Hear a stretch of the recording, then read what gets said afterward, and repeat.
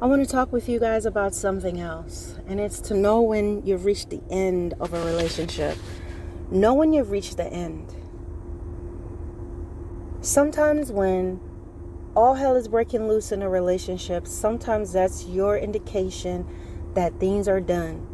Sometimes all hell may not be breaking loose, but you're no longer connecting. You're no longer getting along. There's conflict, whether it's overt or covert. You're no longer being embraced as before, whether it is a relationship where you like someone or whether it's a church relationship, whether it's a business, whatever it is. Learn to understand when that door is closing. A lot of times when you're no longer fitting, you are now a square peg trying to fit in a circle, or circle peg trying to fit in a square. There's going to be so many signs and indication that this is done. And a lot of times what happens is people are trying to force that square into a circle, or trying to force that circle into a square, trying to force that octagon into a triangle. It is over, it's done. And a lot of times, as I said, especially in matters of the heart, when it's no longer connecting, when things are just not working out anymore, there's more conflict than anything else, and you're just reaching that point, it's your indication that it's time to move on. And a lot of people forfeit and lose out on what it is that God has for them, or move before they reach that point of losing their mind, making rash decisions, doing things out of desperation to be relevant and to be validated. A lot of times these indications and these discomforts right now is actually what's going to bring you to your next place of peace and happiness and wholeness. Don't be afraid to close the door. Don't be afraid to walk away. Don't be afraid to keep moving forward, because a lot of people don't realize how much more was waiting for them. They miss out on who God has for them. And some people may say, "Oh, you can never miss out on what God has for you." Yes, you can. By disobeying, by delaying, by not being where you're supposed to be, by not moving to where God tells you to move, by not ending and closing a relationship with who you're supposed to close the relationship with. God can have our blessings for us and have open doors for you, but you need to go there. He's not going to unlock the door for you. God gives you breath and God gives you a house, but God is not opening up the doors for you. He's not locking your locks for you. The angels of the Lord are not turning on the stove for you to cook. The angels of God are not opening the refrigerator. There's certain things you have to do.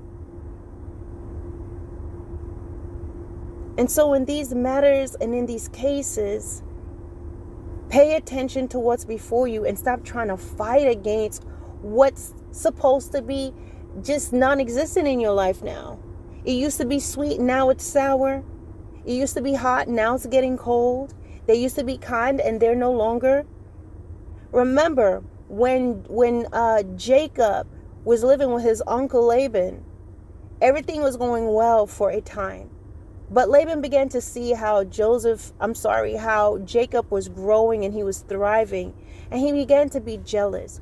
And one day Jacob looked at his uncle and saw that his countenance had changed.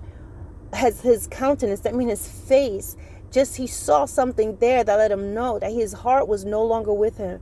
And so he began to make the preparations to leave and to go. And he didn't just keep saying, I need to leave, I'm going to leave, I should leave, should I leave? He left. And sometimes, guys, that's what you have to do as well. It's time for you to move forward. You're reaching that next stage in your life and in your walk in Christ and in your life in general. And you're no longer a fit with these people and this group.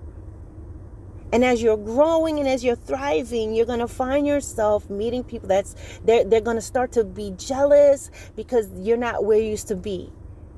It's no longer working. Maybe not, they're not even bad people. Sometimes they're not necessarily bad people, but you're going in different directions now. Remember, Lot and